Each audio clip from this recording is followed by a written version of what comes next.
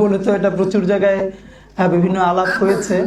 আমরা সবাই মিলে বললাম যে সিসি ক্যামেরা থাকবে, প্রত্যেকটা কেন্দ্রে থাকতে হবে। নির্বাচন কমিশন লিখিত আকারে দিল সিসি ক্যামেরার কোনো দরকার নাই, কারণ সিসি ক্যামেরা হলে রাষ্ট্রের অনেক খরচ বেঁচে যাবে, মানে খরচ হয়ে যাবে।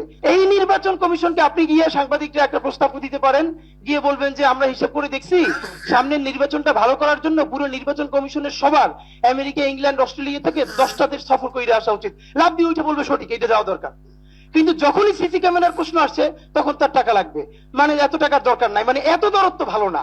তো অফকোর্স সিসি ক্যামেরা মানে ভাবতেও কেমন লাগে যে 200 কোটি টাকার জন্য, মানে এটা বলাটা খারাপ, তারপরে বলি যে 200 কোটি টাকার জন্য যদি সিসি ক্যামেরা না হয়, ইলেকশন কমিশন চাইলে খয়রাত করতে পারে, আমরা খয়রাত ম্যানেজ করে দেবো। এই খয়রাতটা আমরা খারাপ অর্থে বলি না, বৃহত্তর বরিশালে দান সৎকারে খয়রাত বলে, আরবি খয়রাত কল্যাণ কামনা থেকে আসছে, আমরা যারা ভিক্ষাবৃত্তি বলি।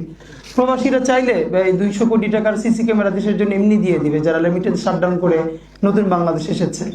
তো যদি তাদের পয়সার সমস্যা হয়, নিয়ত সহি থাকে, তাহলে ইনশাল্লাহ আমরা সবাই মিলে সিসি ক্যামেরার ব্যবস্থা করে দিতে পারবো। কিন্তু ব্যাপার হলো এই সিসি ক্যামেরাটা তারা অপারেট করবে কিনা। আর সিসি ক্যামেরা ইনস্টল করতে গিয়ে যদি সময় লাগে, তাহলে ইনস্টল করতে কেয়ামত পর্যন্ত লাগলে কেয়ামতের দিন ইলেকশন হবে, তার আগে ইলেকশনের দরকার নাই। মানে ব্যাপার হলো আপনি আবারও একটা ত্রুটিপূর্ণ নির্বাচন করবেন, এবং সেই নির্বাচনে আপনি কারো না কারো সুবিধা দিয়ে পরবর্তীতে বয়স 70 হয়ে যাওয়ার পরেও সাবেক সচিব আপনি আবার একটা চুক্তিভিত্তিক নিয়োগে একটা প্রতিষ্ঠানের প্রধান হবেন, এই হলো ধান্দা। তো সচিবদের ব্যাপারে আল্লাহ তো আপনাদেরকে অনেক বড় বানাইছে, আমরা তো আপনাদের নাতিদের বয়সী অনেকের। তো আপনারা মানে বাংলাদেশের সমস্যাটা হলো একজন মানুষের জীবনে কত টাকা দরকার, এইটা জীবনে আমাদেরকে স্কুল কলেজে কোনোদিন শেখানো হয় না। মানে কয় টাকা দরকার, আমাদের বড়লোক হইতে হবে, কিন্তু আমাদের ঠিক কতটুকুন টাকা হইলে একটা ভালো লাইফ লিড করা যাবে, সেই টাকাটা ঠিক মতো খরচ করা যাবে, এইটা আমাদের শেখানো হয় না।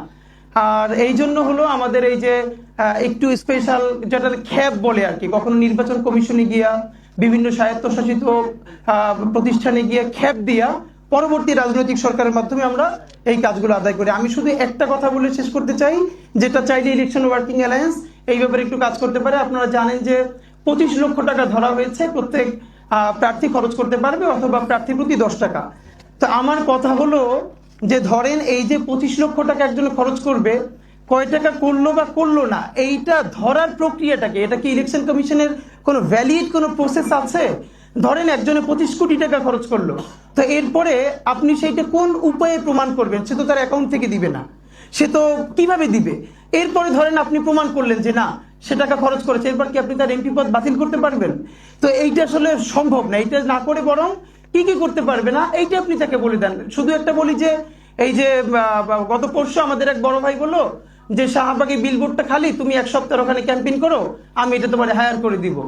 এরপরে শাহবাগ তো দূরের কথা, ঢাকা 8-এর মধ্যে যতগুলো বিলবোর্ড আছে আমরা গিয়ে গিয়ে ফোন দিচ্ছি, বলে এটা তো একজন বড় প্রার্থী অনেক আগে থেকে বুকিং দিয়ে দিচ্ছেন, তিনি পেও করতেছেন কিন্তু বিজ্ঞাপনও দিচ্ছেন না, যেদিন লাগবে সেদিন বিজ্ঞাপন দিবে।